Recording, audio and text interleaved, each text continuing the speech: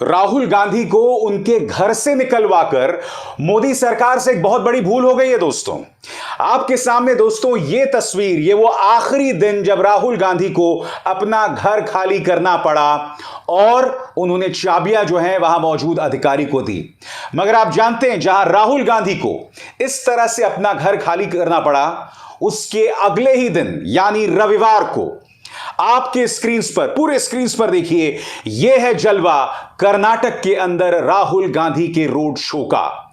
इस तरह की प्रतिक्रिया राहुल गांधी को अपने रोड शो में मिल रही है एक ऐसे वक्त जहां कर्नाटक के मुख्यमंत्री बोम्मई की रैली में कोई नहीं पहुंच रहा, जहां कर्नाटक के मुख्यमंत्री बोम्मई को अपनी रैली, अपने रोड शोज कैंसिल करने पड़ रहे हैं। जाहिर सी बात है कि मोदी सरकार से इतनी बड़ी भूल हो गई है कि राहुल गांधी इसके जरिए एक राजनीतिक शहीद बन गए हैं। यह रोड शो इसकी बानगी है।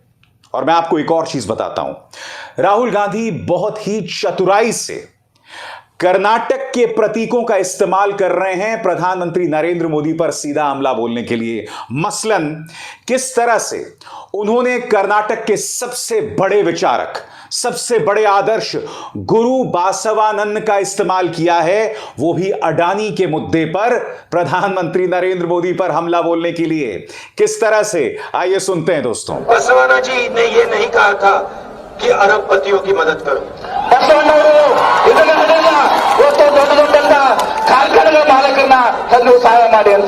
जी ने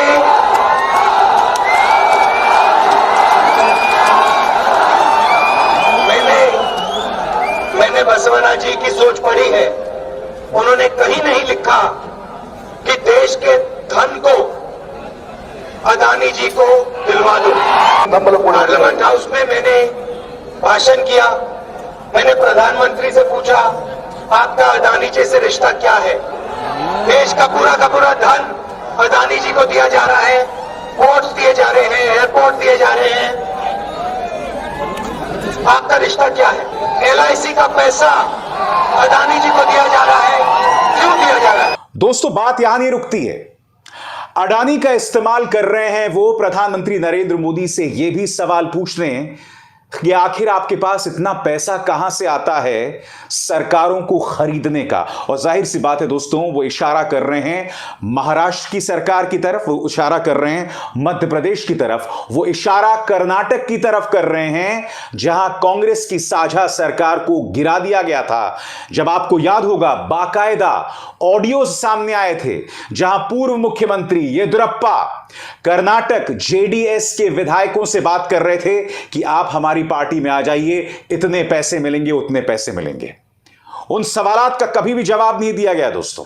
देखिए किस तरह से राहुल गांधी प्रधानमंत्री से सीधा सवाल कर रहे हैं और कह रहे हैं कि प्रधानमंत्री जी बताइए, विधायक खरीदने के वो पैसे कहां से आए? बीजेपी की सरकार हिंदुस्तान में सबसे भ्रष्ट सरकार है। ಬಿಜೆಪಿ ಸರ್ಕಾರ ಇವತ್ತು ಭಾರತ ದೇಶದಲ್ಲಿ ಅತ್ಯಂತ ಭ್ರಷ್ಟವಾದಂತ ಸರ್ಕಾರ ಇದೆ। 40% कमीशन कम से कम ये लेते हैं। जो भी काम करते हैं 40% कमीशन ये लेते हैं। देखिए यहाँ पे हमारे पुलिस वाले मित्र खड़े हैं। 80 लाख रुपए पुलिस सब इंस्पेक्टर स्कैम में इन्होंने लिया। यहाँ पे इंजीनियर्स खड़े होंगे, आप पे भी इन्होंने स्कैम किया। पहली बार कॉन्ट्रैक्टर्स एसोसिएशन ने प्रधानमंत्री को चिट्ठी लिखी। चिट्ठी में लिखा कि भैया प्रधानमंत्री जी 40% कमीशन कर्नाटक में लिया जा रहा है। प्रधानमंत्री ने चिट्ठी का जवाब नहीं दिया, अभी तक जवाब नहीं दिया और जवाब कभी नहीं आने वाला चिट्ठी का। और फिर स्टेज पे जाके प्रधानमंत्री कहते हैं मैं भ्रष्टाचार के खिलाफ खड़ा हूं। जा भी जाते हैं मगर स्टेज पे दाएं बाएं नहीं दिखती। प्रधानमंत्री जी अपने स्टेज पे देख लीजिए, दाएं बाएं देख लीजिए कौन खड़े हैं आपके साथ। इन्हीं लोगों ने 40% कमीशन लिया है और इसी पैसे से पिछली सरकार के MLA छीने गए थे। आप याद रखिए, आपने बीजेपी की सरकार नहीं चुनी थी, ये चोरी की सरकार है। ಇದು ಕಳ್ಳತನದ ಸರ್ಕಾರ ಇದು। 40% कमीशन वाली सरकार है और इन्होंने MLA चुराकर सरकार बनाई।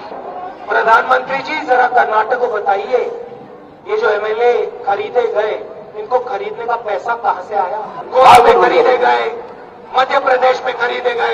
कर्नाटक में खरीदे गए, नॉर्थ ईस्ट में खरीदे गए, ये पैसा कहां से आता है? भाई और बहनों, ये जो आपसे पैसा छीना जाता है, भ्रष्टाचार में लिया जाता है 40% कमीशन वाला, ये इन्हीं पैसों से ये सरकार खरीदते हैं। राहुल गांधी इस तस्वीर को जिंदा रखना चाहते हैं दोस्तों, जब उन्हें अपना घर खाली करना पड़ा था और वो बार बार कह रहे हैं कि मुझे सच बोलने की कीमत चुकानी पड़ी। राहुल गांधी के ट्विटर हैंडल ही नहीं बल्कि कांग्रेस के ट्विटर हैंडल पर भी यह वीडियो है जहां वो अपना घर खाली कर रहे हैं और उसके बाद सच की कीमत चुकाने वाला एक बयान भी देते हैं। मैं चाहूंगा उस बयान को आप लोग सुने। तो ये जो घर है 19 साल के लिए हिंदुस्तान की जनता ने मुझे दिया। पहले मैं उनका धन्यवाद करना चाहता हूँ। और सच्चाई बोलने की कीमत है, आजकल मैं कीमत चुकाता हूँ, जो भी कीमत है मैं चुकाऊंगा। और यहीं से राहुल गांधी कहते हैं कि सच बोलना बहुत मुश्किल है। कर्नाटक की जनता के सामने भी उन्होंने इस तस्वीर की गूंज, इस तस्वीर की एक झलक पेश की जब उन्होंने कहा कि लोग अब सच बोलने से डरने लगे हैं क्योंकि उस सच बोलने की कीमत लोगों को चुकानी पड़ती है। सुनिए राहुल ने क्या कहा था। बहुत सारे लोग सवाल पूछते हैं, सच्चाई भी समझ जाते हैं, मगर फिर समाज में सच्चाई बोल नहीं सकते। बहुत सारे लोगों को सच्चाई मालूम होती है, सच्चाई सामने होती है, मगर समाज के सामने वो अपनी आवाज नहीं उठाते हैं क्योंकि डरते हैं। तो बसवन्ना जी में यह फर्क था, उन्होंने सवाल पूछे, सच्चाई समझी और फिर समाज के सामने सच्चाई रख दी।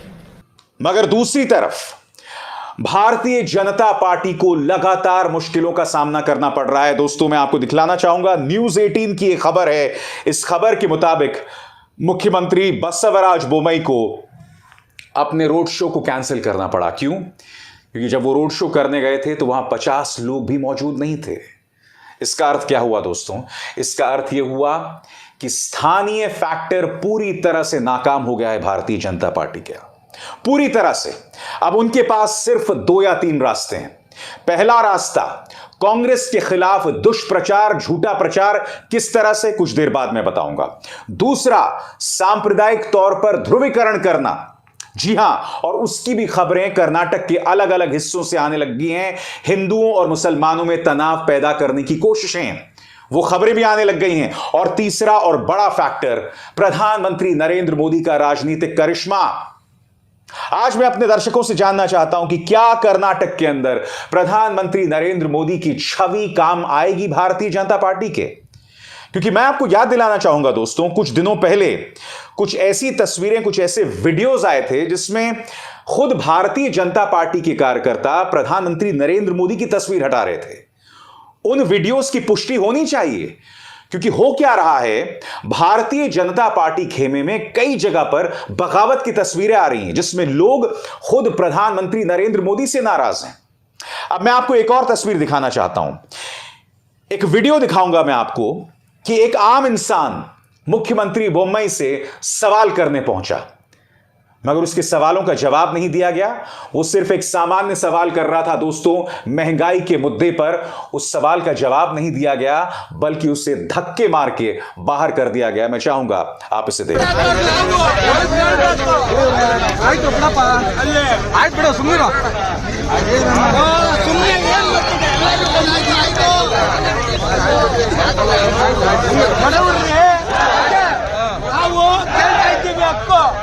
ನಮ್ಮ ಮಕ್ಕಳಿಗೆ ಇದಿಲ್ವಾ? ಅತ್ಯಂತ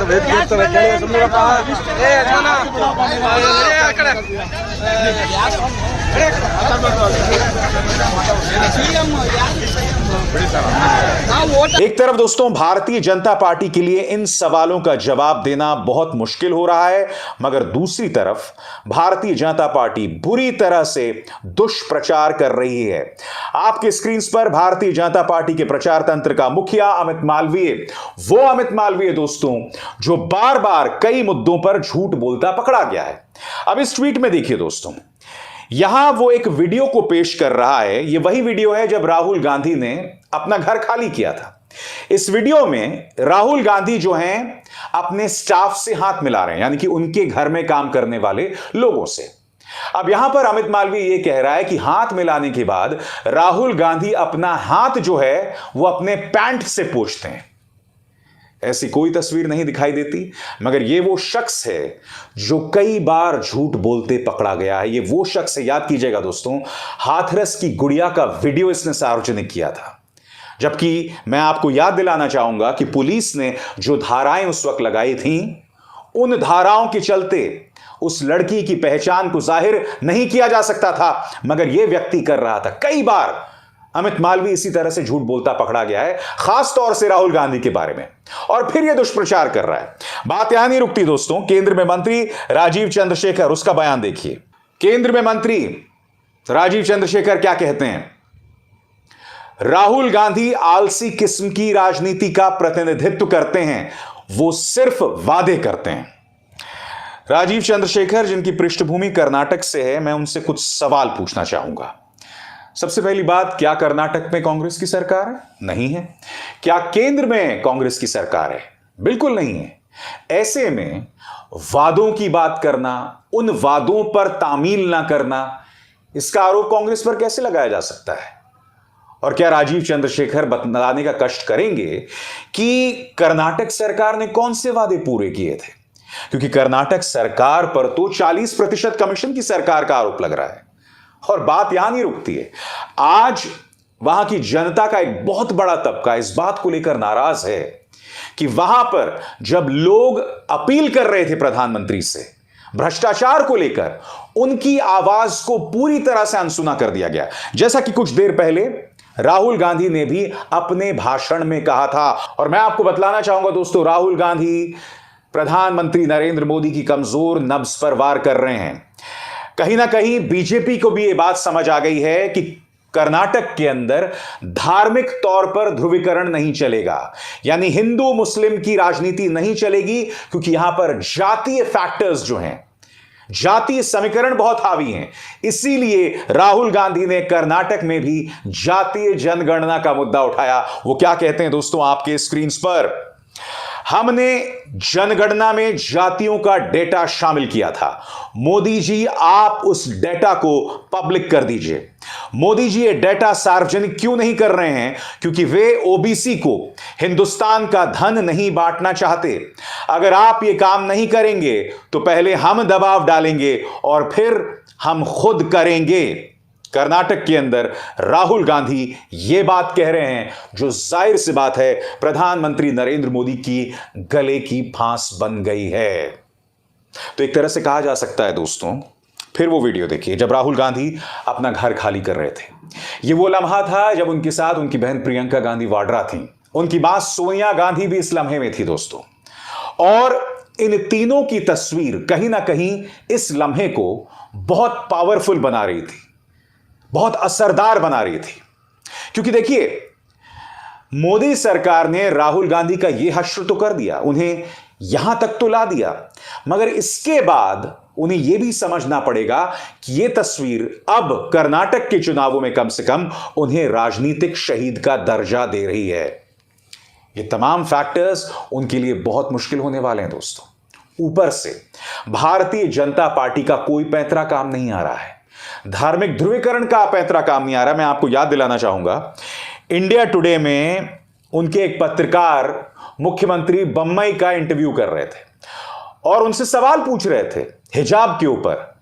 तो खुद मुख्यमंत्री बम्मई कह रहे थे कि भाई आप सांप्रदायिक तौर पर भड़काऊ सवाल क्यों कर रहे हैं, ये कोई फैक्टर्स नहीं है। बम्मई जो है ये बातें कर रहे थे, तो वो जो पत्रकार था उसके भी होश उड़ गए। उसे लगा कि भाई हिंदू मुस्लिम का मुद्दा है, इसे तो बढ़ावा दिया जाएगा भाजपा की तरफ से। मगर मुख्यमंत्री बोम्मई अगर ये बात कह रहे हैं तो कहीं ना कहीं बीजेपी भी ये बात समझ गई है कि सांप्रदायिक ध्रुवीकरण का मुद्दा जो है वो नहीं चलने वाला है कर्नाटक में। इसीलिए कर्नाटक भारतीय जनता पार्टी के लिए जबरदस्त सिरदर्द का सबब है। क्या प्रधानमंत्री नरेंद्र मोदी का करिश्मा उसे उबार सकता है? क्योंकि प्रधानमंत्री नरेंद्र मोदी सही मायने में मैदान में उतर रहे हैं। और यह भी याद दिलाना चाहूंगा कि राहुल गांधी भी अब लगातार रोड शोज करने वाले हैं।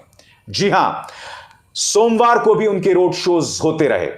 और सबसे बड़ी बात, प्रधानमंत्री नरेंद्र मोदी भी मैदान में उतरने वाले हैं। क्या यह टर्निंग पॉइंट होगा दोस्तों?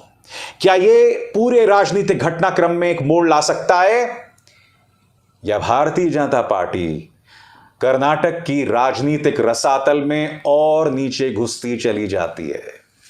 इंतजार रहेगा। अभिसार शर्मा को दीजिए इजाजत। नमस्कार। स्वतंत्र और आजाद पत्रकारिता का समर्थन कीजिए, सच में मेरा साथी बनिए। बहुत आसान है दोस्तों, इस ज्वाइन बटन को दबाइए और आपके सामने आएंगे ये 3 विकल्प, इनमें से एक चुनिए और सच के इस सफर में मेरा साथी बनिए।